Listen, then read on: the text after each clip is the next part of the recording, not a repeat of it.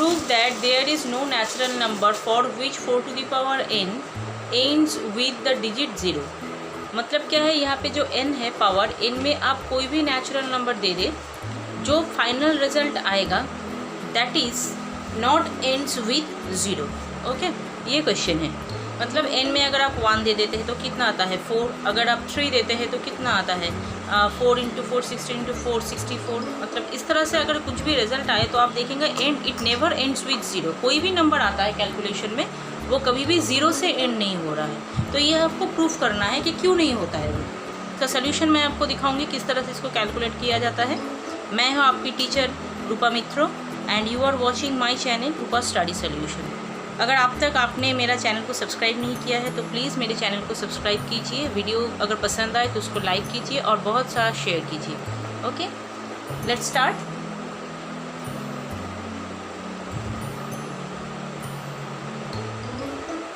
कोई भी नंबर अगर 0 से एंड होता है तो डेफिनेटली वो नंबर इज़ डिविजिबल बाय 5। जैसे कि 20, 100, 150, ऐसा कुछ भी number which ends with 0 that must be divisible by 5। Okay, तो यहाँ पे हमको ये चेक करना है कि ये जो नंबर दिया हुआ है यहाँ पे 4 टू द पावर n, ये 5 से डिविजिबल होता है या नहीं। अगर 5 से डिविजिबल होगा तो इसका मतलब उसका एंड, वो जो रिजल्टेंट जो वैल्यू आएगा उसका एंड डेफिनेटली 0 होगा। ओके, तो फिर इसको किस तरह से कैलकुलेट करना है, देखो 4 to the power n that is equal to 2 square, इसको स्क्वायर कर लिया whole to the power n। अभी इसको हम प्रोडक्ट कर सकते हैं 2 to the power 2n। Okay, तो आप देख सकते हैं जो फाइनल रिजल्ट आया है उसमें जो बेस वैल्यू है वो 2 है। कोई भी नंबर अगर एंड्स विद 0 होता है तो हम ये तो जानते ही हैं कि उसमें 5 डिविजिबल होना ही चाहिए, वो जो नंबर है उस नंबर को, कुछ भी हो। मतलब x to the power n ऐसा कुछ नंबर है जहाँ पे x बेस है और n पावर है, इसको 5 से अगर डिविजिबल होता है तो मतलब इसका एंड होता है किससे, इट एंड्स विद 0। ओके, लेकिन यहाँ पे जो नंबर है ये नंबर बेस में क्या है 2 है, 5 का कोई फैक्टर्स यहाँ पे है नहीं। मिनिमम 1 फैक्टर भी अगर रहता, मान लो 2 to the power 2n into 5, ऐसा भी अगर ये नंबर होता तो भी इसको मैं 5 से डिवाइड कर पाती। लेकिन कोई भी एक भी ऐसा फैक्टर नहीं है 5 का इस नंबर में। इसका मतलब this number is not divisible by 5। अगर ये नंबर नॉट डिविजिबल बाई 5 है, इसका मतलब इसका एंड, मतलब जो भी वैल्यू इसका आएगा उसका एंड कभी भी 0 नहीं होगा। ओके, तो that implies the only prime in this factorization और in the factorization of 4 to the power n is 2। सिर्फ एक ही प्राइम फैक्टर मिला है, वो है 2। 5 का कोई फैक्टर है ही नहीं यहाँ पे। Okay, that implies there is no other that is 5, मुझको 5 ही लेना है यहाँ पे,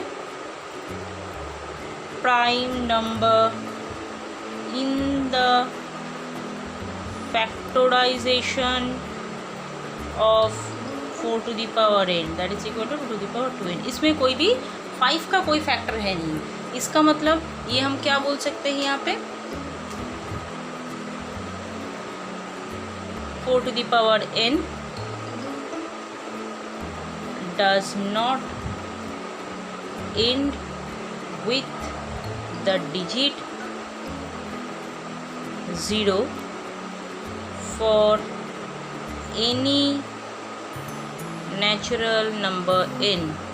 जो हमको बेसिकली प्रूफ करना था, इनका वैल्यू कुछ भी हो, नेचुरल नंबर मतलब 1 से इन्फाइनाइट तक कुछ भी ले लो, इसका जो वैल्यू आएगा फाइनली उसमें कोई भी 5 प्राइम फैक्टर नहीं है। प्राइम फैक्टर 5 उसमें नहीं है। इसका मतलब इसका वैल्यू कुछ भी हो, इवेल्युएट हो, उसमें कभी भी एंड 0 नहीं होगा, लास्ट डिजिट कभी भी उसका 0 नहीं होगा। That we have to prove. तो इस तरह से आपको कोई भी एक क्वेश्चन दिया रह सकता है 6 to the power n।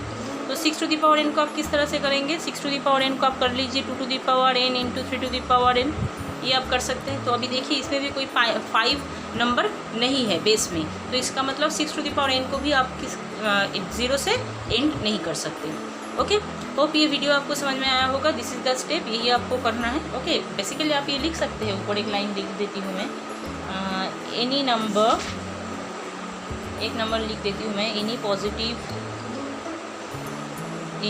Positive integer that ends with 0 is divisible by 5। ये आप एकदम ऊपर में अगर आपको चाहिए तो आप ये वाला थ्योरम या फिर ये वाला जो जनरल प्रोसेस है ये आप लिख सकते हैं। Okay, so this is the final process. ये टोटल इस तरह से ये स्टेप करना है ताकि नंबर आपको कुछ भी दिया हो, या फिर 6 दिया हो सकता है, या फिर 12 दिया हो सकता है, कुछ भी दिया हो, प्रोसेस सेम है। Okay, thank you for watching.